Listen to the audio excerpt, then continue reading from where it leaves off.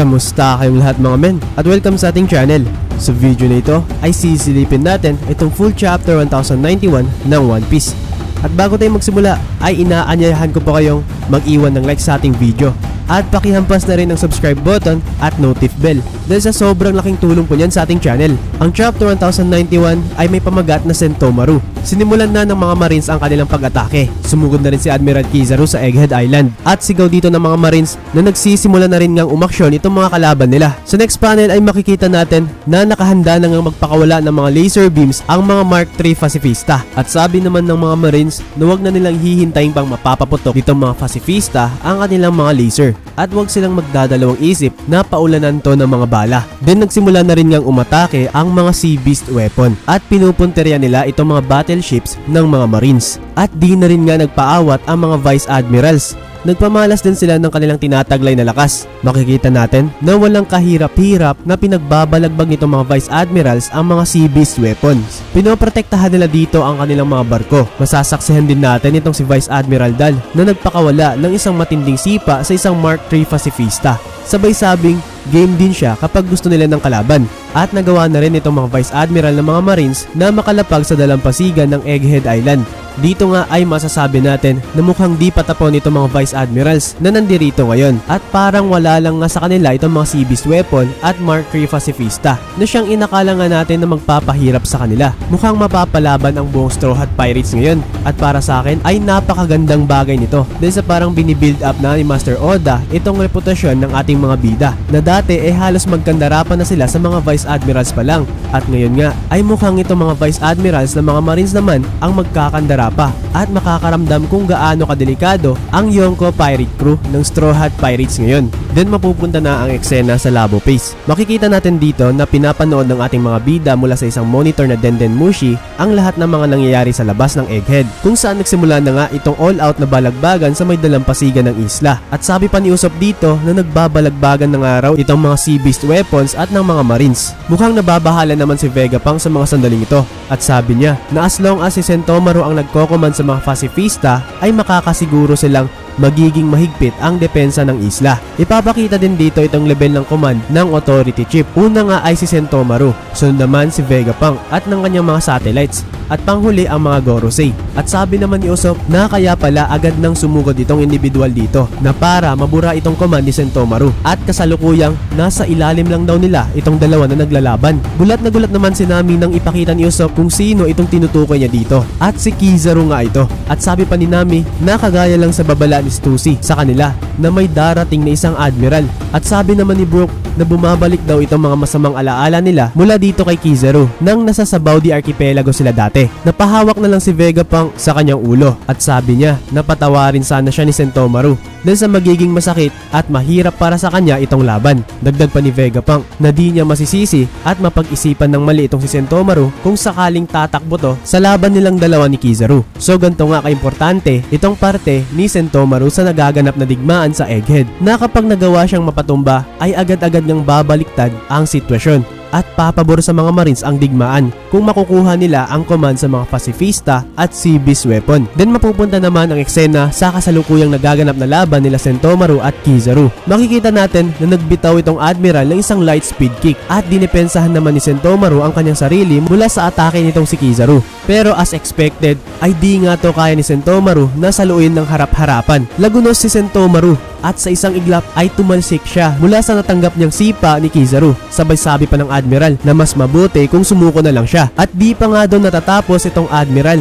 Agad ngang pinaulanan ni Kizaru si Sentomaru ng laser gamit ng kanyang ataking Yasakani no Magatama. At mabilis namang nailagan to ni Sentomaru at habang tumatakbo papalayo dito ay sinigaw niyang di siya pwedeng sumuko dahil sa may pangako nga daw siya kay Straw Hat Luffy. At sa mga sandaling to ay narating na din ni Sentomaru ang battle axe niya at agad na rin niyang dampot dito sabay sugod sa admiral. At tanong naman dito ni Kizaru na kailan pa raw na naging kakampi ng isang pirata itong si Sentomaru at sagot naman ni Sentomaru na makakampi daw siya kahit kanino. Basta magagawa nilang maisama paalis dito sa isla ang kanyang tagapagligtas. Sabay nga niyang hampas ng kanyang battle axe kay Kizaru na siya namang walang kahirap-hirap na nailaga ng Admiral. Walang tigil itong pag-atake ni Sentomaru pero mukhang binabaliwala lang nga ito ng Admiral at pasimple nga lang naiilagan ang lahat ng to. At sa mga sandaling to ay magkakaroon ng flashback kung saan ipapakita itong simula ng pagsasamahan nila Sentomaru, Vegapunk at Admiral Kizaru. May nag-request ng mga individual na paalisin ang mga oso sa kanilang lugar. At nang dumating sila sa lugar ay nadatnan nilang balagbag na ang lahat ng mga oso.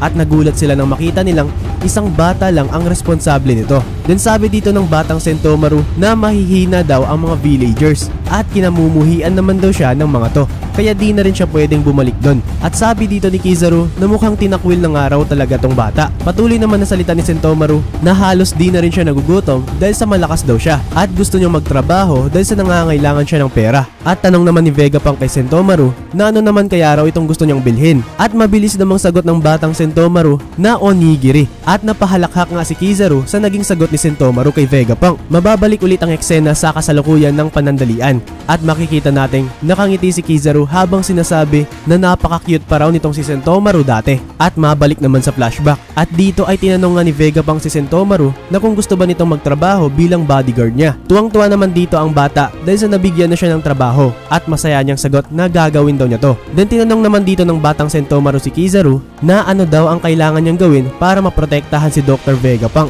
at hingi niya na turuan siya nitong Admiral at Uncle nga ang tawag niya dito kay Kizaru. At tanong naman ni Kizaru na ba't naman siya tinatawag nitong si Sentomaru na Uncle, napakabata pa niya para tawagin ng ganito. Then mababalik na ang eksena sa kasalukuyan. At sabi dito ni Kizaru na tinuro na daw niya ang lahat ng makakaya niya dito kay Sentomaru. At sa mga sandaling to ay nagpakawala naman si Sentomaru ng kanyang atake na Ashigara Dokoi. Pero binaliwala lang nga to ng Admiral. At sabi pa ni Kizaru kay Sentomaru na gayon pa man di niya din pwedeng hahayaang matalo ang kanyang depensa. Sabay ngang pakawala ni Kizaru ng isang napakalakas na ataking laser na buong-buong ang tinanggap ni Sentomaru. At sa mga sandaling ito ay tuluyan na nga siyang nabalagbag ng Admiral. Then makikita nga natin na nakuha na ni Admiral Kizaru ang authority chip mula kay Sentomaru. At dito nga ay tinake over na ng Admiral ang command sa mga pacifista.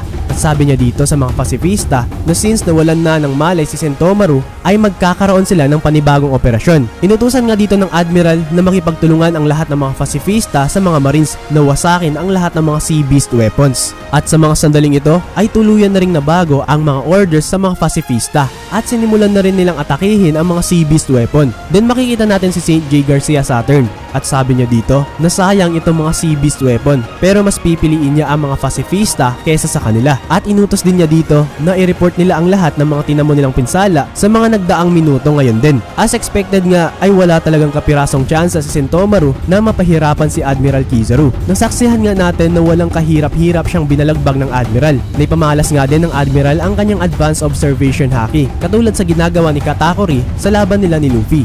Dahil sa mahusay nga din itong si Sentomaru sa paggamit ng haki at siguradong malaki din ang pinsalang mapapadanas niya sa Admiral kung matatamaan niya ito. Pero mas bihasa nga ang Admiral sa labanan. Advanced observation haki, dagdag pa ng husay niya sa paggamit ng kanyang Logia Devil Fruit abilities. At di hamak na mas makunat nga ang Admiral. At ang resulta nitong pagkabagsak ni Sentomaru ay itong pagbagsak din ng mahigpit na depensa ng Egghead na ngayon nasa mga Marines na ang mga pacifista at agaran ngang bumaliktad ang pabor sa mga kalaban. Bakas nga din na napakabigat sa kanilang kalooban na labanan ng isa't isa dahil sa mukhang napaka-wholesome ng kanilang pinagsamahan at pareho nga silang may pinaninindigang desisyon. At sa ngayon ay di natin alam kung tuluyan na nga bang namatay si Sentomaru. Mababalik naman ang eksena sa Labo Face at nakita na rin nga ni Usopp itong pagkabagsak ni Sentomaru at napaluhan naman si Vegapunk nang marinig niya ito. Pero pilit nga din niyang di magpatinag sa sitwasyon at agad na siyang kumilos para alisin ang defense system ng isla. Dagdag pa ni Atlas na di nila hahayaang mababaliwala itong sakripisyo ni Sentomaru. At pakutya namang sabi dito ni York sa kanila na hindi nila to mahak dahil sa mukhang nakakalimutan nilang isa din siyang Vegapunk. Di naman nagpadala si Vegapunk dito sa mga sinasabi ni York at sabi niya na kailangan nilang mag-focus dahil sa gawa sa light si Kizaru. At sa mga sandaling to ay baka nga raw nakapasok na ito at papunta na sa kanila. Natakot naman si Usopp nang makita niya sa monitor na mukhang pupuntahan na nga sila ng Admiral ngayon.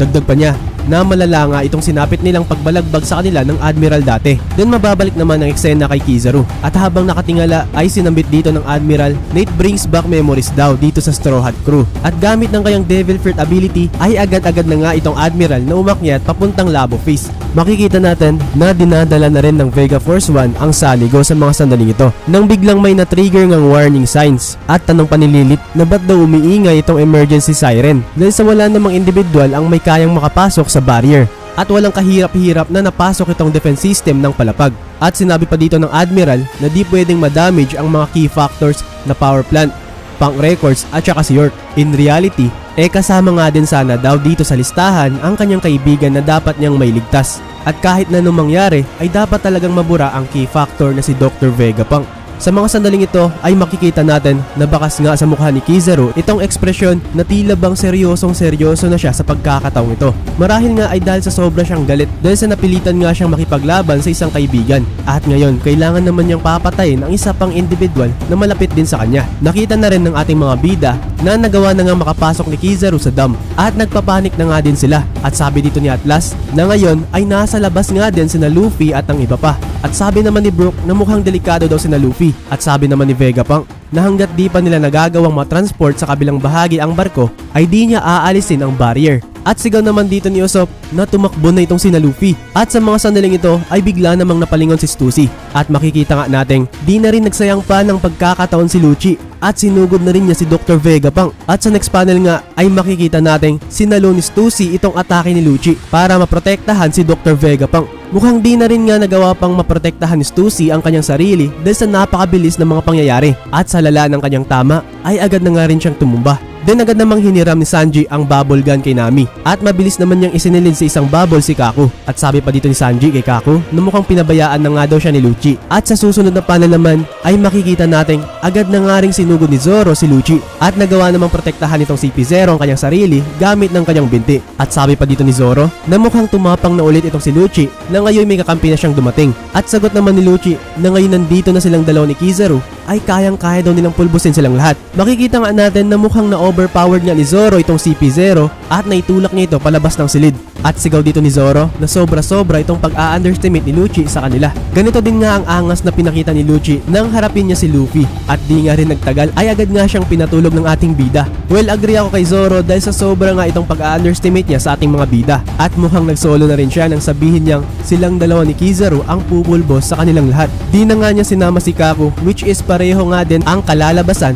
kahit kasama pa niya itong isang CP0. Nagpamalas nga din ng mas malakas na physical strength si Zoro dito kay Lucci dahil sa nagawa nga niya itong matulak palabas ng silid na parang same scenario lang sa ginawang pagbalagbag ni King kay Zoro palabas ng kastilyo ng Onigashima dati. Pero understandable naman dahil sa nasa base form pa lang naman si Lucci. Pero kung titignan nga ay parang mas malakas nga si King kumpara kay Lucci, diba? O kahit na magkasing lakas sila, still babalagbagin pa rin siya dito ni Zoro. At napakaangas nga din ng mabilis na aksyon ni Sanji nang isilid niya si Kaku sa bubble. Naaawa nga ako kay Lucci dahil sa mukhang overkill itong sasapitin niya. Dahil sa maaari nga ding makigulpe sina Sanji at Jinbei kay Zoro, diba? Then mapupunta naman ang eksena kay Kizaru na ngayon nandito na nga sa Labo Face. At sabi niya dito na nandirito lang pala itong barko ng Straw Hat Pirates. Dahil sa nagtataka nga daw siya sa una pa lang kung ba't wala sa dalampasigan ang barko nitong mga pirata. Nagmamadali naman itong sina Frankie, Bonnie at Lilith dahil sa isang admiral nga itong dumating at tanong pa nila kay Luffy na ano na ang kanilang gagawin. Pero sa mga sandaling ito ay wala na nga sa kanilang tabi si Luffy.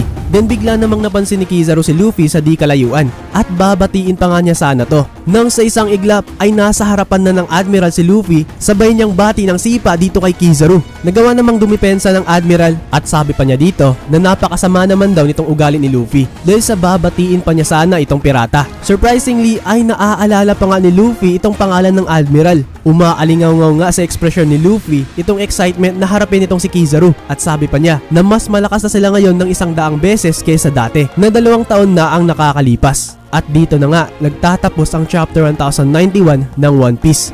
Napakaangas nga nitong pasok ni Luffy kung saan di na nga niya pinatapos sa pagsasalita ang admiral at agad niya itong sinugod.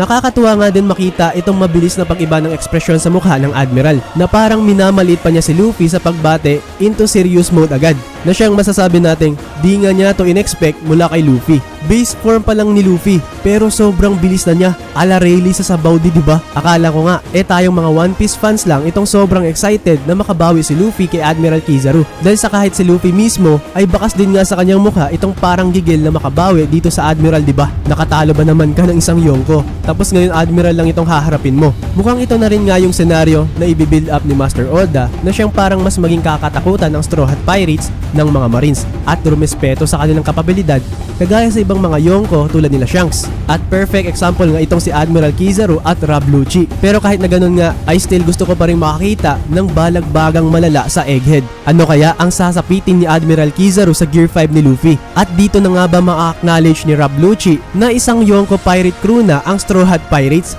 pagkatapos niyang magulpi ng mga commanders lang ni Luffy? Maraming salamat po sa panunood at hanggang sa muli mga men.